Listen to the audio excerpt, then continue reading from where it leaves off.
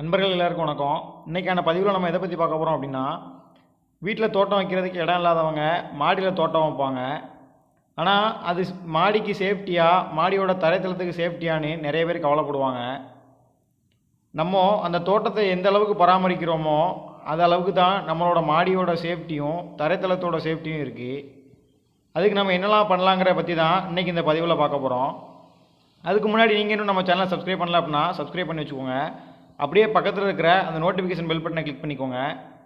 சரி, வாங்க எப்படி பராமரிக்கலாம்னு பார்க்கலாம். நம்ம எப்போ மாடி தோட்டம் ஆரம்பித்தாலும் கீழே செங்கல் வச்சு பலகை ஏதாவது வச்சு தான் க்ரோ பேக் வைக்கணும். நம்ம மாடி தோட்டம் ஆரம்பிக்கிறோம் அப்படின்னாலே க்ரோ பேக்லாம் வாங்கி மண்கலவை எல்லாமே ரெடி பண்ணி கீழே செங்கலோ எதுவும் வைக்காமல் நம்ம நார்மலாக தரையில் வச்சுருவோம்.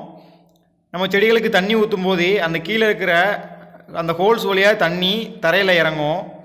அந்த பேக்குக்கு அடியில் தண்ணி அப்படியே தங்கி அந்த செங்கல் ஃபுல்லாமே ஒரு மாதிரி அரிச்சிரும். அப்படியே ஒரு மாதிரி ஓட்டையாக விழுந்து செங்கலே இருந்த இடம் இல்லாத மாதிரி ஆயிரும். அதுக்கடுத்து அவங்க அந்த பேக்கை மாற்றணும்னு நினச்சா மாற்ற முடியாது, ஏன்னா வெயிட் இருக்கும், பேக்கு கிழிஞ்சிரும். அதனால் நீங்கள் ஆரம்பத்திலே நீங்கள் எப்போ வச்சாலும் கீழே செங்கல் வச்சு பயன்படுத்துங்க. செங்கல் வச்சு ஒரு பலகை வச்சு அந்த பலகைக்கு மேலே பேக்கு வைங்க. இப்போ மழை பெஞ்சாலோ தண்ணி விழுந்தாலும் அதுக்கு கீழே இறங்கி ஆட்டோமேட்டிக்காக மற்ற தண்ணி எல்லாம் போகிறது மாதிரி சேர்ந்து போயிடும், கீழே தங்காது. தங்கி நிற்காத வர நம்ம தரைத்தளம் சேஃபு.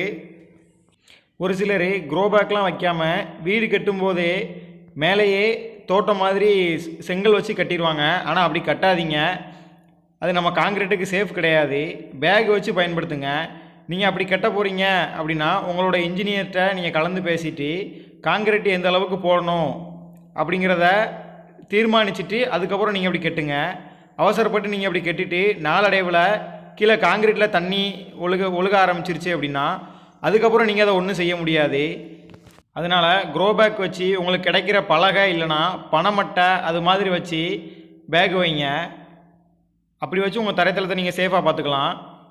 சரி, செங்கல்லாம் வச்சாச்சு, பலகை வச்சாச்சு, பேக் எல்லாமே ரெடி. இப்போ என்னோடய தரைத்தளம் சேஃபாக அப்படின்னு கேட்டிங்கன்னா இப்போவும் உங்களோட பராமரிப்பு வேணும். தோட்டம்னு இருந்தால் கண்டிப்பாக காய்ஞ்ச இலைகள் அது போக மணல் எல்லாமே தரையில் படிஞ்சிருக்கும். அதுக்கு நீங்கள் வாரத்துக்கு ஒரு முறையாச்சும் உங்கள் மாடி தோட்டத்தை க்ளீன் பண்ணணும். நீங்கள் அதை அப்படியே விட்டுட்டீங்க அப்படின்னா அந்த மணல் எல்லாம் ஒரு இடத்துல குவிஞ்சு மழை தண்ணி அதில் தேங்கி கீழே உங்களோட தரைத்தளம் சேஃப்டி இல்லாமல் ஆயிரும். அதனால் நீங்கள் வாரத்துக்கு ஒரு முறை சுற்றி க்ளீன் பண்ணிடுங்க, நல்லா க்ளீன் பண்ணிடுங்க. ஏதாச்சும் ஒரு சின்ன ப்ரஷ்ஷு, கை போக முடியாத அளவுக்கு உள்ள இடத்துல ஒரு ப்ரஷ்ஷு அப்படி எதையா வச்சு நல்லா க்ளீன் பண்ணிடுங்க. க்ளீன் பண்ணி அந்த மணல் எல்லாத்தையும் நீங்கள் தூர போடணும்னு அவசியம் இல்லை. மணல் அந்த காஞ்ச இலைகள்லாம் உங்கள் க்ரோ பேக்லேயே நீங்கள் மறுபடியும் போட்டுக்கலாம். முறையாக நம்ம தோட்டம் வச்சு முறையான பராமரிப்பு இருந்துச்சு அப்படின்னா நம்ம தரைத்தளத்துக்கு சேஃப்டி தான். அதுபோக நம்ம க்ரோ பேக் வைக்கும்போது செங்கல் எல்லாம் அடுக்கிறதுக்கு காலம் எங்கெங்கே இருக்குதோ அங்கெல்லாம் செங்கல் அடுக்குங்க. சும்மா அங்கே எங்கேன்னு எல்லா இடத்துலையும் பேக் அடுக்காதீங்க. வெயிட் அதிகமாக இருக்கிற பேக்கை உங்கள் காலம் எங்கே இருக்குதோ அந்த இடத்துல அடுக்குங்க. ஏன்னா அதோட வெயிட்டை அந்த காலம் தாங்கி பிடிச்சிக்கிடும். நீங்கள் நார்மலாக சும்மா வச்சிங்க அப்படின்னா நாளடைவில் உங்கள் தரைத்தளத்துக்கு அது சேஃப்டி கிடையாது. அதனால் வெயிட் அதிகமாக இருக்கிற பேக்கு மற்ற நீங்கள் எது வச்சுருந்தாலும் அதை காலம் இருக்கிற இடத்துல வைங்க. அப்புறம் ரொம்ப முக்கியமாக செங்கல் வைக்கும்போது சாய்வாக வைக்காமல் இது மாதிரி நேராக வைங்க.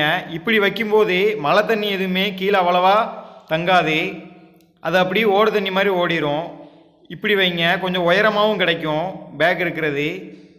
அதனால் எப்போ வச்சாலுமே இது மாதிரி செங்கல் நேராக வைங்க. சாய்வாக வச்சிங்க அப்படின்னா அதுவும் உங்கள் தரைத்தளத்துக்கு சேஃப்டி கிடையாது. உங்கள் க்ரோ பேக்கு செங்கல் வச்சு பலகை வைக்கிறீங்க அப்படின்னா நீங்கள் இந்த செங்கலே பயன்படுத்தலாம். அப்படி நீங்கள் பலகை வைக்கல அப்படின்னா சிமெண்ட் செங்கல் பயன்படுத்துங்க, அது பெட்டர். அவ்வளோதான் ஃப்ரெண்ட்ஸ், இன்றைக்கான பதிவு முடிஞ்சுது. இந்த பதிவு உங்களுக்கு பயனுள்ளதாக இருந்துச்சுன்னா ஒரு லைக் பண்ணிடுங்க, உங்கள் நண்பர்களுக்கும் ஷேர் பண்ணுங்கள். அப்புறம் இது போக உங்களுக்கு வேறு எதுவும் தகவல் தெரிஞ்சுது அப்படின்னா இந்த வீடியோக்கு கீழே ஒரு கமெண்ட் பண்ணிடுங்க. நன்றி.